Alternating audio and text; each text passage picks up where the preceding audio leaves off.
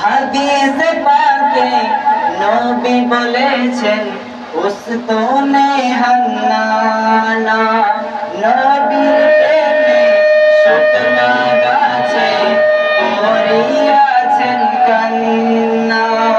হাদিস পাকে নবী বলেছেন উস্তনে হান্নানা নবীর প্রেমে কান্না। শুকনা গাছে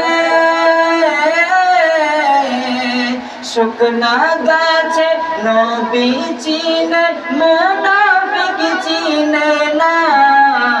জোরে বলুন সুবহানাল্লাহ।